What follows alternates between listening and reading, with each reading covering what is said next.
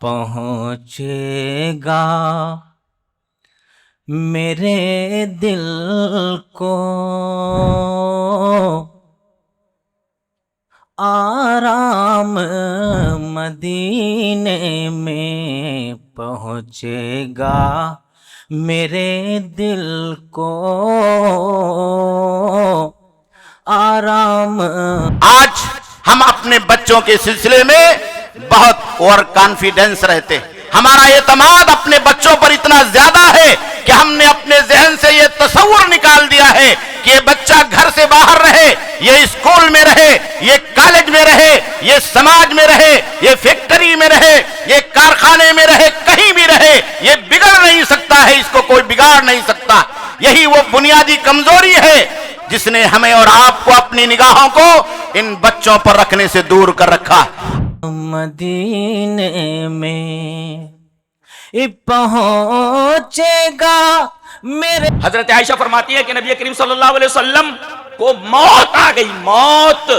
کیا کیا لفظ استعمال فرما؟ پردہ فرما گئے، واصل بحق ہو گئے۔ یہ سارے کے سارے جو جملے ہیں یہ در حقیقت پتہ نہیں کون سی چیز کی ترجمانی کرتے، پتہ نہیں کون سی عقیدے کی۔ واصل بحق ہو گئے تو فلاح ہو گئے۔ ارے بھئی ڈائریکٹ موت سے ہم کنار ہو گئے بولیے نا، اس لیے کہ لفظ ماتا اگر یہ گستاخی ہوتی تو حضرت عائشہ رضی اللہ تعالیٰ عنہ سب سے زیادہ محبت کرنے والے آپ حضرت عائشہ سے، اور حضرت عائشہ سب سے زیادہ محبت کرنے والی آپ سے، یہ لفظ کیسے استعمال کرتی اپنے شوہر کے لیے؟ دل کو آرام۔ اصلاح معاشرہ کے لیے ایک بنیادی اصول یہ ہے کہ ہر مسلمان کی تربیت اخروی جوابدہی کی بنیاد پر کی جائے۔ ہم دیکھیں کہ اللہ کے رب العزت نے اور اللہ کے نبی صلی اللہ علیہ وسلم نے قرآن مجید کے اندر یہ بیان کیا ہے کہ یہ دنیا چند روزہ ہے، اور اس کے بعد میں پھر اس دنیا سے ہم کو جانا ہے، اللہ رب العزت کے سامنے پیش ہونا ہے، اور اس دنیا کے اندر رہ کر کے جو بھی عمل ہم اور آپ انجام دیتے ہیں اس کا جوابدہی ہونا ہے۔ مدینے میں اے کاش گزاروں میں۔ اے میرے بندو، دنیا کی ہر چیز کی ایک ایکسپائری ڈیٹ ہے۔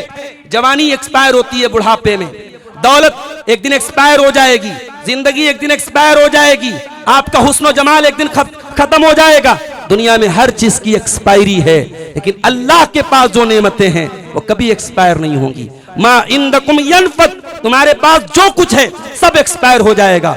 وما عند اللہ باق، اور جو اللہ کے پاس ہے وہ فار ایور ہے، وہ ہمیشہ رہے گا۔ اللہ کے پاس جو نعمتیں ملیں گی ان کی کوئی ایکسپائری نہیں ہے۔ اے کاش گزاروں میں۔ میرے بھائیو، جس طرح سے شراب حرام ہے شریعت اسلامیہ کے اندر، ہر وہ چیز جس میں نشہ ہو، چاہے گٹکا ہو، چاہے تمباکو ہو، چاہے تمباکو والا پان ہو، چاہے سگریٹ ہو، چاہے افیم ہو، چاہے گاجا ہو، چاہے چرس ہو، یا اسی طرح ایم ڈی ہو، مال ہو، وہ تمام چیزیں جس سے آپ کی عقل میں فطور آئے اور آپ کی عقل متاثر ہو، وہ تمام کی تمام چیزیں جناب محمد رسول اللہ صلی اللہ علیہ وسلم کی اس حدیث جو مسلم کے اندر موجود ہے اس سے پتہ چلتا ہے کہ یہ سب کے سب حرام ہے۔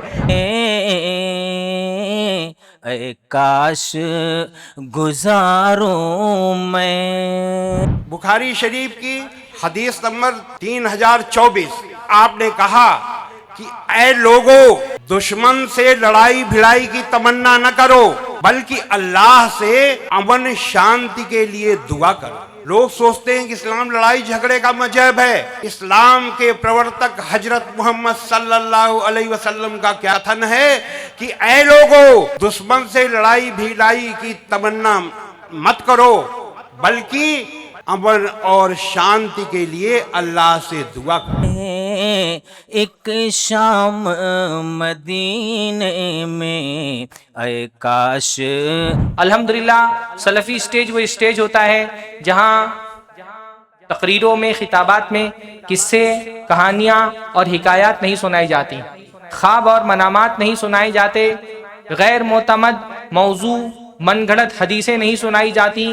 الحمدللہ ہندوستان میں تمام اسٹیجوں میں اعتبار کے اعتبار سے، استناد کے اعتبار سے اور صحیح پیغام، معیاری پیغام، خالص دین کا پیغام پہنچانے کے اعتبار سے سب سے منفرد جو آواز ہوتی ہے وہ سلفی آواز ہے، سب سے منفرد جو اسٹیج ہوتا ہے وہ سلفی اسٹیج ہوتا ہے۔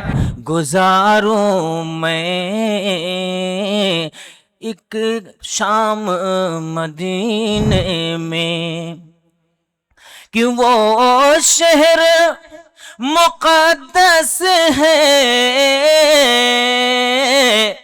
وہ جا بھی مقدس ہے، کہ وہ شہر مقدس ہے، وہ جا بھی مقدس ہے، کرتے ہیں محمد جو کرتے ہیں محمد جو آرام مدینے میں، کرتے ہیں محمد جو آرام مدینے میں۔ سرشار ہوئی دنیا ہونٹوں پہ اسے رکھ کر، سرشار ہوئی دنیا ہونٹوں